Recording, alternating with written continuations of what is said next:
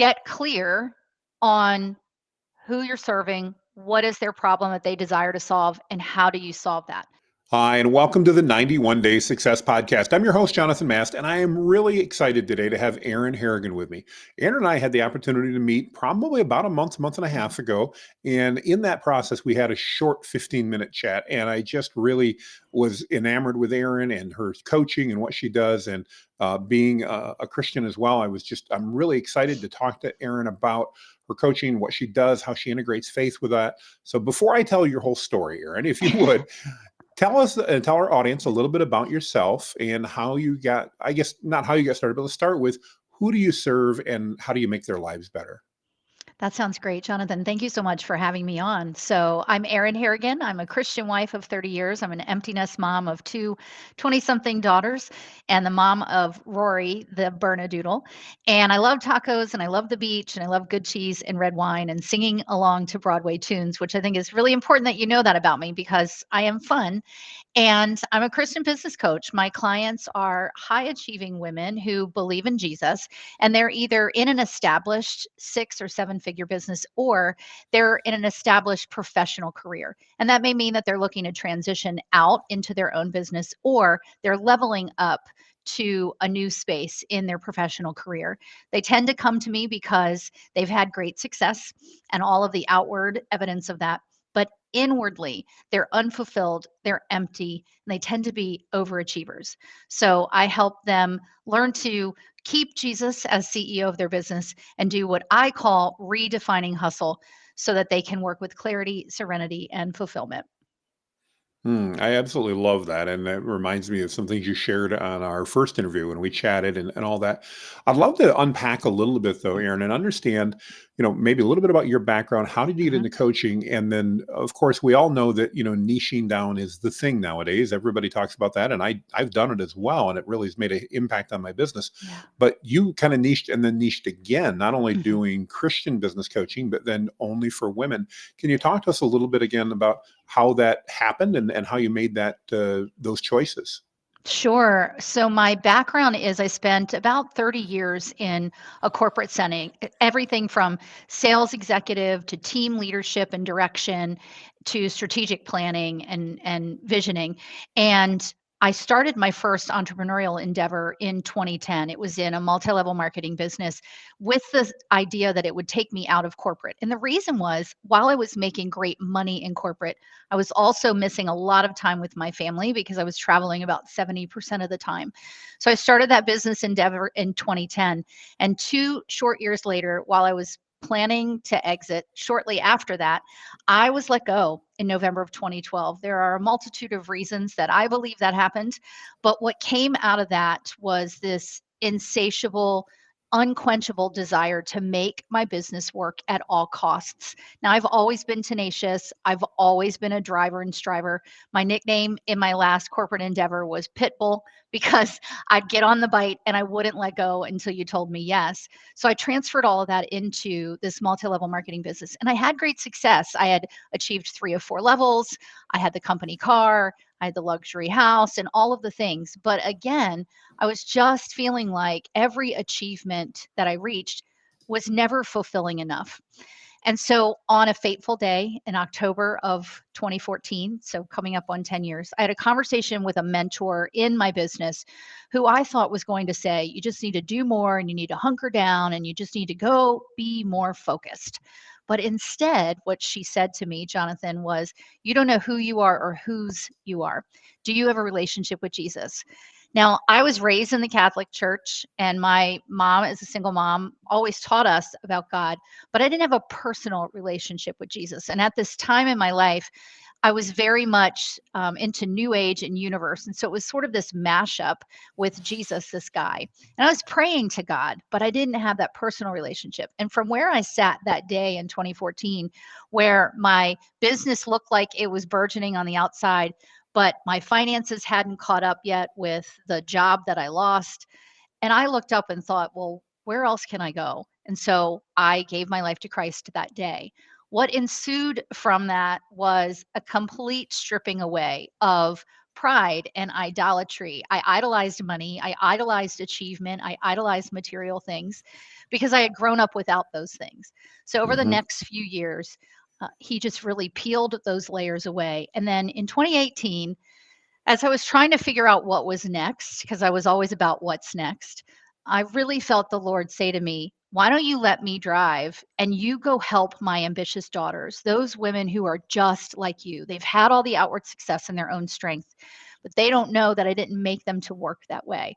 And so I began coaching. I had coached throughout my corporate career because I'd been a team leader, et cetera. I'm the oldest of four, so I like to think I coached my siblings, although they probably wouldn't Hmm. agree with that. And so I started out with a couple of coaching clients in 2018. And from there, things began to unfold. There was so much information that the Holy Spirit had given me to share. And so then I created my podcast, Redefining Hustle, in 2019. I also started writing my book, Pursuing Success God's Way, which celebrates its fourth birthday this month, and Congratulations. published that, thank you, in 2020, and just began in a group coaching setting as well as one on one. And it kind of grew from there. And I like to say that my business is strictly out of obedience to pass on my hindsight for someone else's foresight with God's insight. I love that. I love that. You talked about your podcast being called Redefining Hustle, and I know Yeah. that's something you talk about on your website a bit. Talk to me about how do you go about Mm. redefining hustle for Christian business women? Yeah. What does that look like? Yeah. I'm adrenalized by the hustle. And as I started to do some research into that, because God may be ambitious, but he just didn't make me to do business the world's way, I started to look up the word hustle. And what I found is that the first definition of hustle is really all about working with intention and purpose. But what the world has glommed onto is these aggressive, like, go make it happen and be a boss, babe, and like these really frantic, frazzled versions of hustle. And I thought, well, Mm, that's really interesting that we've sort of taken this word that it's not the word that's the issue, but we've attached to it all of these really negative and aggressive connotations and definitions. And I thought, well, it's not hustle that's the issue, it's how we pursue it and how we define it. So, through much prayer and guidance from the Holy Spirit, I really began to break that down. And I read a book by Melinda Fuller called Obedience Over Hustle. And in that book, she said, the word hustle is not in the Bible, and we wouldn't think that Jesus hustled. But if you look at his ministry, right, he worked with intention and purpose. He worked with small groups, with large groups, one on one in various different settings. He was very conscious of his time because he had a limited time for his ministry. And he always sought his Father first. And those were really the definitions of hustle. And so I began to plant my flag in this place that was like, well, it's not the way we think of hustle, but it's also not swinging the pendulum to anti hustle, which has become a movement in the last couple of years. It's really meeting in the middle and saying, how do I emulate Jesus in my work? And the way that I help Christian women understand that is you are really, really good at what you do, but you've been doing it out of your own strength and power. What if that hustle could still fuel your adrenaline, but you did it in a way that emulated Jesus with intention mhm. and purpose and timing and always seeking your Father first? It's not taking your foot off the gas, so to speak, Jonathan, but it's really about applying a more steady pressure to that gas pedal, or better yet, letting Jesus drive the car and you show up in obedience to use your gifts, your talents, your skills to bring value to the marketplace. And I have seen such a sense of relief, like a literal deep breath, shoulders falling down to the women who have embraced that idea of redefining hustle, because it acknowledges that, like I said earlier, that they were made ambitious, but that they don't have to run at the pace of the world and sacrifice everything to be successful. I love how you pair that together, and I'm really curious. How do you take that ambitious entrepreneurial mindset that is, by the time again you're talking successful women entrepreneurs and business leaders at this point, how do you help instill in them that it's okay not to do what we've been trained our whole lives to do, Mm, which is just hustle, hustle, hustle. And Yeah, I'm even asking as a guy at this point, it's sure. like, okay, that's part of what society instills. And even to a certain extent, we're, and again, to a certain extent, that's supported by, hey, make your business a godly business, but then Mm, somebody's got to make the money to give away. So we sure. push harder to make more money, so we've got more money to give away.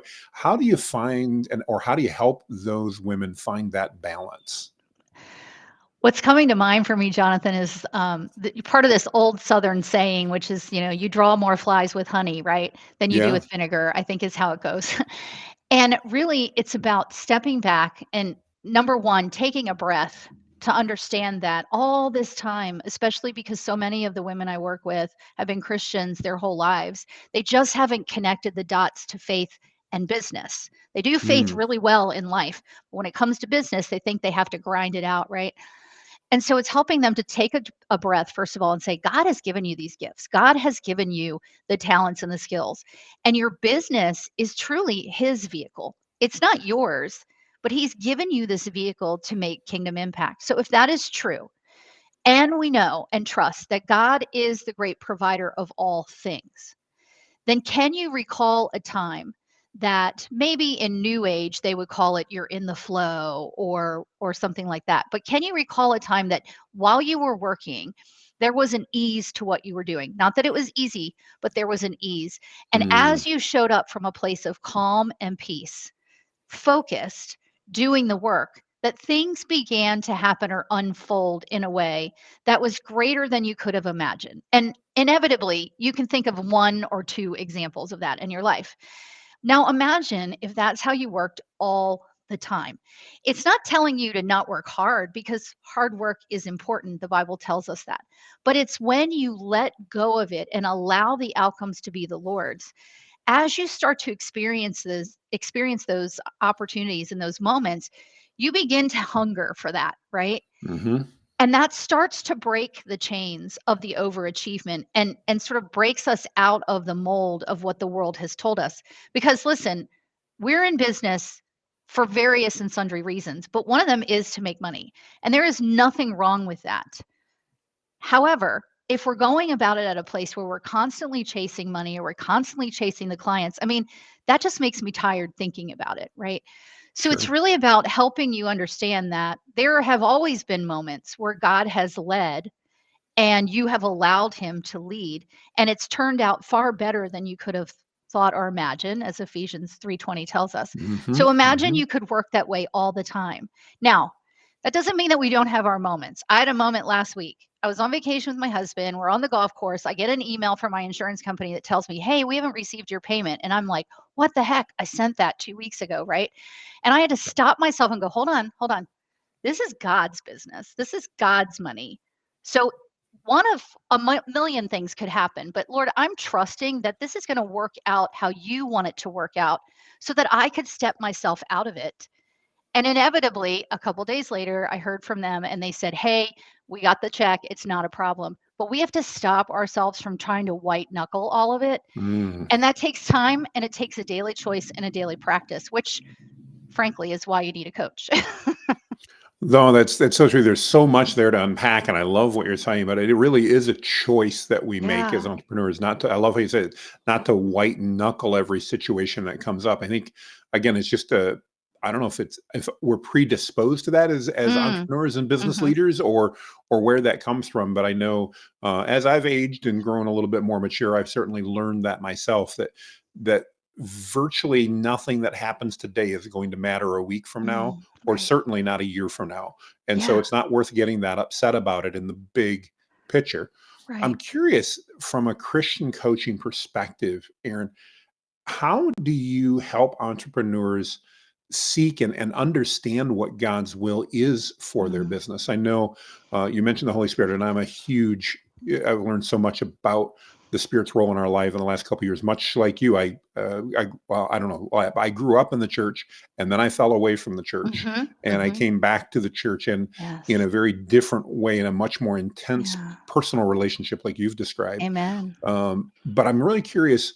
I don't know. I don't want to say that's not the majority, but I think there's a lot of Christian business people out there that don't necessarily have that personal relationship, or at least not the one that they could have. How Sure. do you help guide them to seek God's will for their business? Well, I just did a podcast on breaking down Romans 12:2. Do not be conformed to the ways of this world, but be Mm, transformed by the renewing of your mind. And the last part of that says, and then you will know God's perfect will. I'm yes. paraphrasing. No, it's That okay. last piece is so important because I do work with a lot of women who are like, I don't know what's next for me. Like, I know I've done this and I have this experience, but I feel that there's something more. But how do I know what God is saying? Well, first of all, we've got to start with knowing Jesus. And then we've got to be in the word. We've got to build that relationship because until we know his character, like how can we fully trust him? Right. And oftentimes I find our challenge with following Christ is we just want to be in charge. We want to control it. So We don't true. want to fully surrender everything because let's face it, we know how things are working while we're guiding it. Although, we could have a Dr. Phil moment and say like how's that really working for you, right? That's the piece, it's the surrender. And again, that takes practice. It takes being in the word. It takes really every day surrendering to say, Lord, this is your business, not mine. Do with it what you will. And so the way that I guide them is really just coming alongside of them to encourage them to see beyond what they can see. In other words, what if you're in the situation or this job because you are meant to have this as your training ground for what's coming next? Or Mm, has God ever not shown up for you? And the answer is, well, no, I know he's always been there. Okay, well, then what makes you think that he wouldn't be here for your business? Right. And really, mainly getting them back into a practice of daily prayer and daily time with the Lord, because I know when I am not in my daily practice, my day is a mess and my head is a mess. And that's where the enemy wants us. oh, absolutely. Absolutely. It makes me think of timing. And I know you've Mm. talked about the importance and the significance of timing in business. How can you discuss a little bit of the significance of timing in business and how that relates to following God's plan? You know, there's a difference between kairos, God's perfect time, and chronos, what we know is logical Hmm. calendar clock time. And there's a psalm, it's Psalm 90, I want to say verse 12, that says, again, paraphrasing, a day to you is like 1,000 years and 1,000 years a day. Yes. Oh, yes. Oh, so when we think about that, Jonathan, we think, you just said this earlier, like what's happening in this crisis right now is not going to matter a year from now, 5 years from now, 10 years Yeah. from now.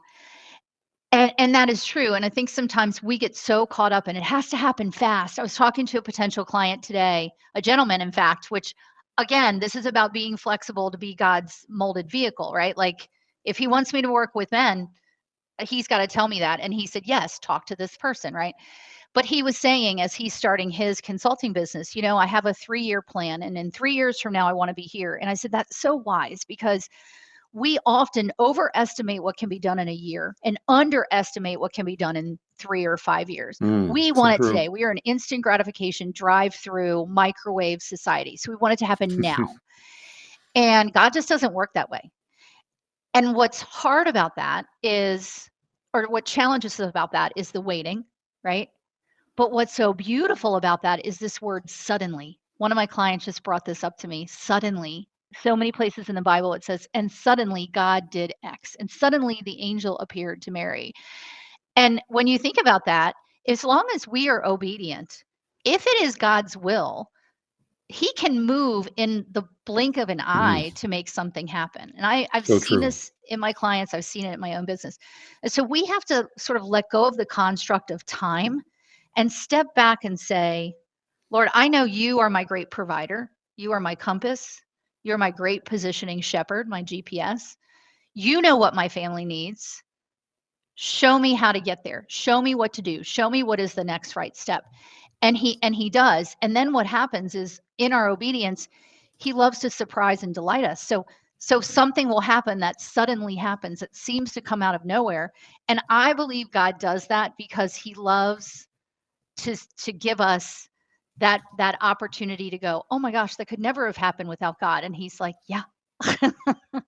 Mm, So we've got mhm. to, and it's hard because the world want, everything has to happen right away. Does it though? Like we have to ask ourselves that, does it? And does it have to look the way we think it should look? Like you may think I Great need question. one client at $2,000 a month, but what if he brought you two clients at $1,000 a month, right? Like let it be his construct and surrender and be obedient to let him lead. That's so good. That's so good. It makes me think as you talk about the speed and the pressures we face. I know, at least for me, and I think a lot of entrepreneurs like that. We thrive on the hustle. We We do. it At least we feel like it brings us joy and it certainly energizes us. Yeah. How do you help an entrepreneur, in this case, an entrepreneurial woman or a business leader? How do you help them transition from that mindset that hustle is the goal to the fact that there is peace and joy that's provided in our work through God and the Holy Spirit, and that may not always just be the hustle? I'm Yeah. guessing there's a bit of a bridge that needs to be built there with a lot of business leaders and entrepreneurs. Can you talk to me a little bit about that? Yeah, for me, it's really about this framework that the Holy Spirit gave me a few years ago. I call it the four keys to redefine hustle. And it starts with it's a closed loop system. So, for those who are familiar with that in business, right, you Hmm. identify the problem, you identify the solution, you implement the solution, and then you take those iterative learnings and you put it back in so you can do better, right? Right, And exactly. so it's a circle, and the four keys are define, direct, discipline, and develop. And so it starts with, well, let's define why is this hustle important to you? What do you what how has God directed you in this business? What has he given you to do? How does God even define what success means for you? Because success for you, Jonathan, might be very different than success for me, right? And it's a very individualized assignment that he's given us. So it starts there. Let's define that so that we understand, and as much as we can, what has God given you to do with your business? What does success look like? What is your purpose, etc. And then once we've defined that, and we only let him define us, not the outside world, not what the success gurus say means success, because those are all temporal measures, right? Hmm. Once we've anchored ourselves in that, then we can go to the next key, which is direction. Okay, God, I know what you have said success means for me. I believe I hear your will for my purpose and what I'm supposed to do. Now tell me what to do. What is that action that I am to take? Right. And that's his direction. That's, following his map and not our own. The third key is discipline because it's great that we know how God defines all that for us and we've heard his direction, but what do we have to do? We have to put feet to our faith. Faith without works is dead. We've got to take action. We've got to step because there's no way for us to be able to move in the direction that God wants us to if we're sitting still because we're afraid to, or what if I make the wrong move, or what if I'm successful? And then what does that mean about me, right? So the discipline piece is the action. We're taking action on how he's defined and directed us. And that fourth key is develop because there are things we're going to learn along the way. Here's an example. For all of this time that I've been coaching, not all of the time, but a lot of the last 3 years, I would say, it has been clear that I was to niche down and work with high achieving women who own their own business and have at least a 6 or 7 figure revenue, right? Well, over the last month, God has said, no, now I also want you to work with professional women, women who have Mm. been on the corporate ladder. And maybe they're seeking to transition out. So they've got business acumen and they're seeking to turn that into their own business, or they're leveling up. They're coming up for a promotion and show them how to do that, but keep me at the center. So that's part of my development. That's not where I would have gone. Just like I wouldn't have coached a guy, but God said, have that conversation. So I did. So the point Mm. of this framework is this is the place where we have to really define what is it about the hustle that fuels us? Is it the action? Is it being in conversations? Is it the feeling that we have to take action and therefore we rush our action? Is it the feeling that I got to go make the money and I got to find the client, which is very different than no, I'm being obedient and the clients find me. That is the piece that we have to get to the bottom of how we're defining hustle and why it fuels us to begin to unravel it. Because again, the hustle isn't the issue. It's how we pursue it, how we idolize it, how we define it. And we can break free from that, but still be ambitious. Listen, Paul was ambitious, but he was Mm. ambitious for the wrong side Yep. until Yep. Jesus met him on the road to Damascus. And I would argue that that just elevated his ambition because God gave him the ambition, but he just was going in the wrong direction. And the same is true of us. And we have to come to a place where we understand what piece of hustle is truly fueling our adrenaline and is that appropriate action to take. Mm. Man, so good, so good. I just so much to process and think about, and yeah, just I love what you're sharing.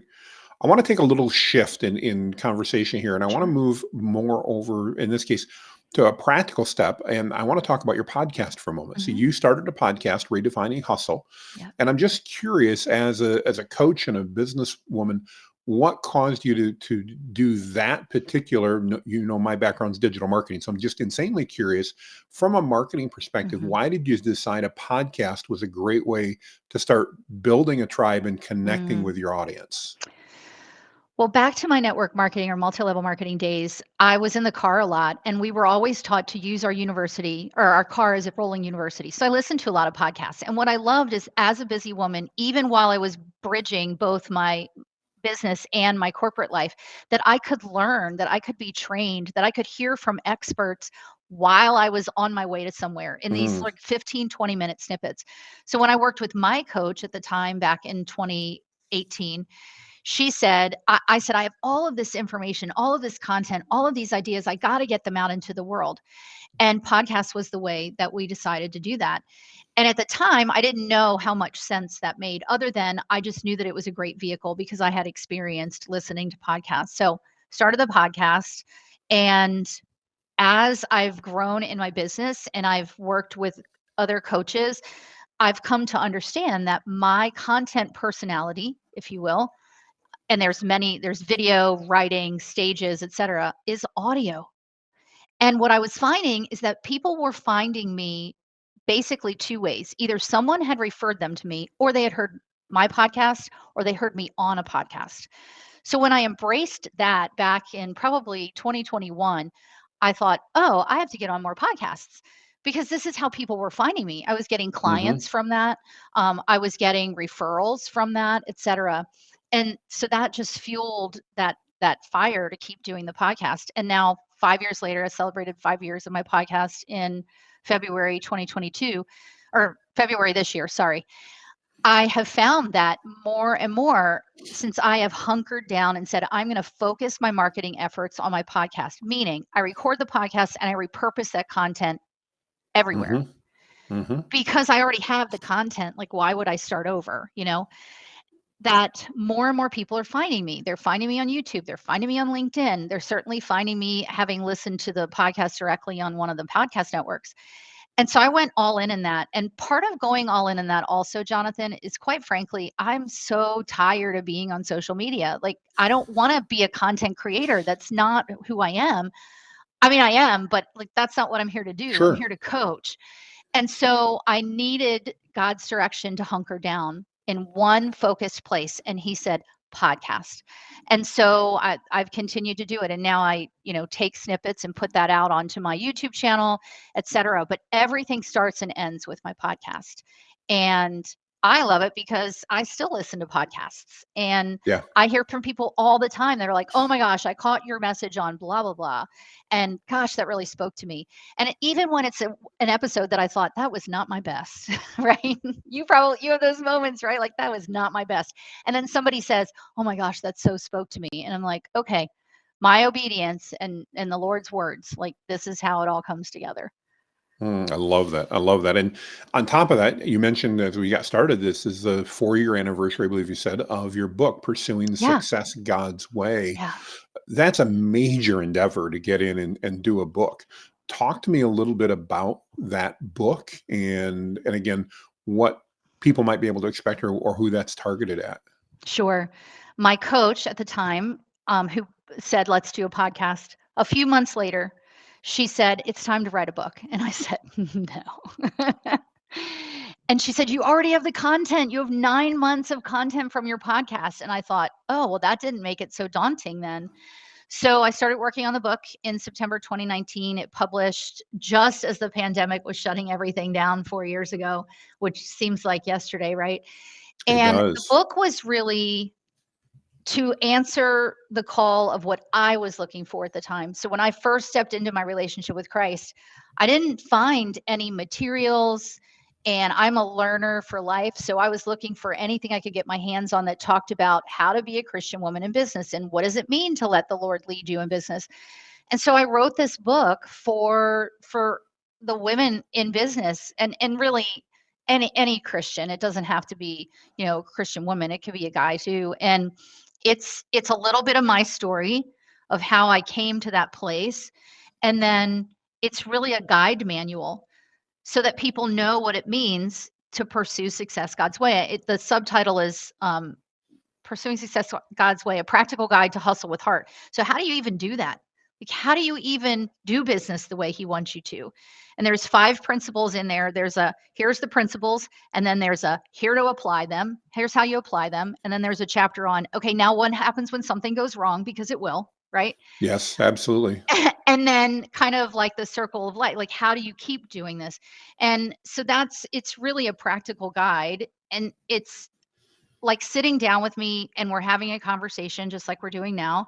But I also wanted it to be where you could read a chapter and still get so much out of that chapter, even if you didn't read the whole book. So that was my first book. And then I have a journal, the Redefining Hustle Journal, which will be published soon. I'm working on that now. My first book, Pursuing Success God's Way, I'm getting ready to work on the audiobook. So that's exciting. And Absolutely.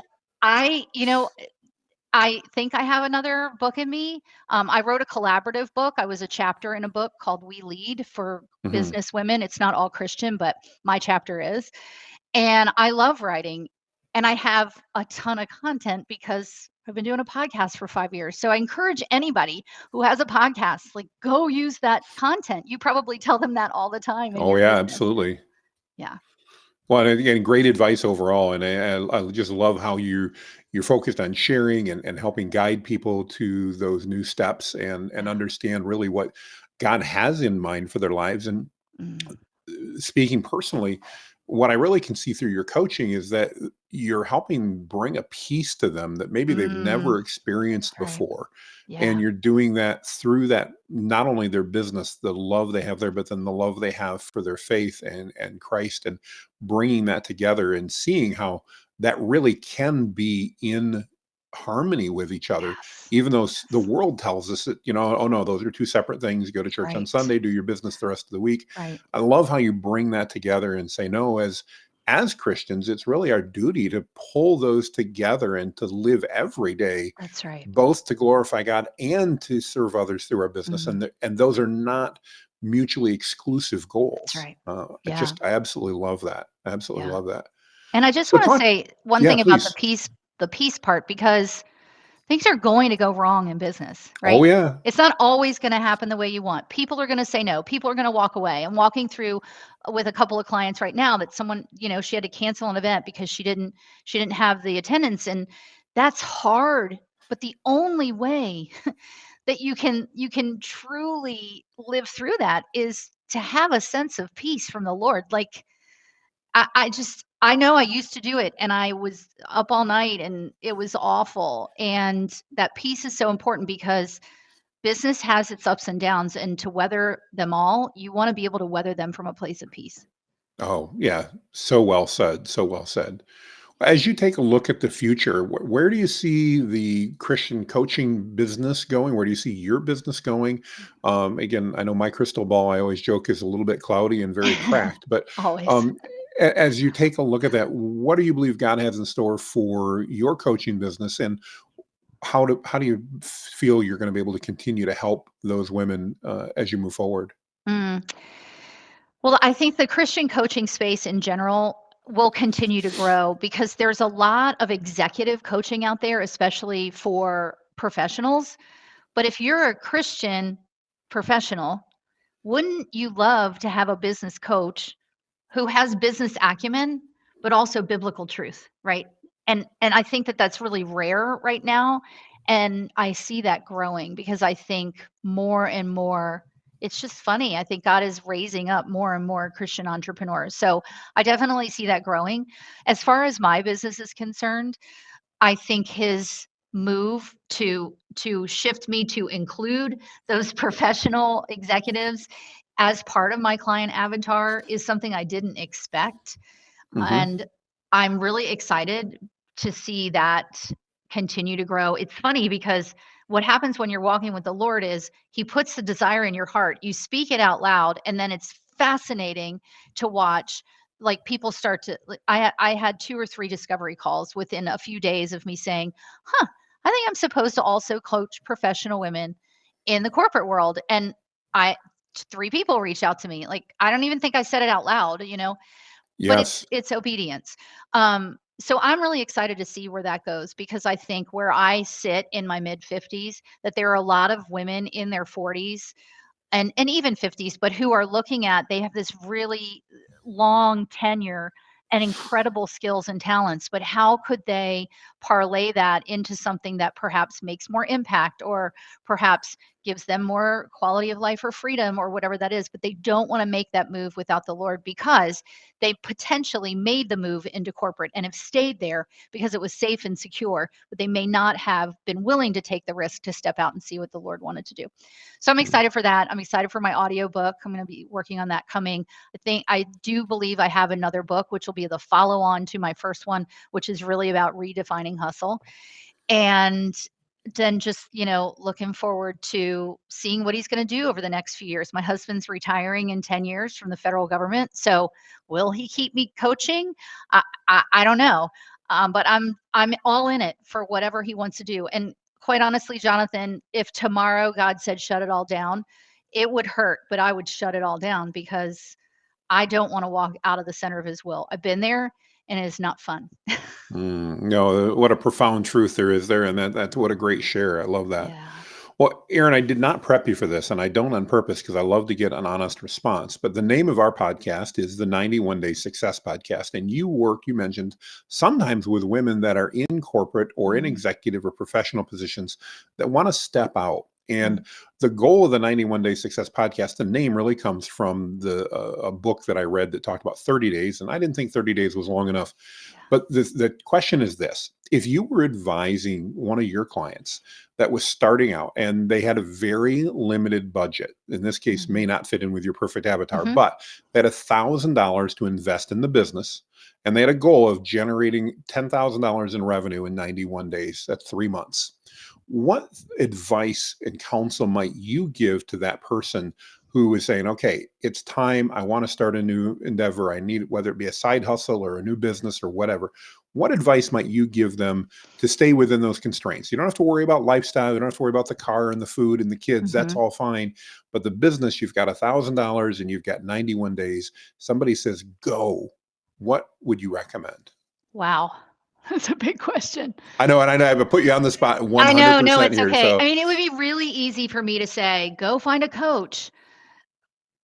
But there are there are some fundamental pieces that I think every business needs that we overlook, like mhm. getting your business set up, whether it's an LLC or whatever. Hire a bookkeeper. Um, you know, to me, those are some fundamental things, right? Like take that $1,000, hire a bookkeeper. So you're starting out all of that. Hire, even hire somebody that can advise you on all of the business Mhm. licensing or whatever that looks like.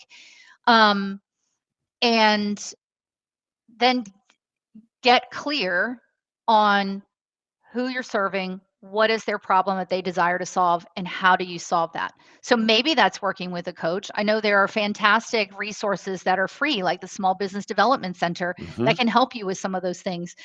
But that $1,000 to me, I think is really about setting up some key systems and structures. One of which I think because I'm all about financial stewardship is getting your finances in order. So, hiring that bookkeeper. I don't know, Absolutely. maybe that's a really boring answer, but No, not at all. And the beauty of this, there isn't a right or wrong. Yeah.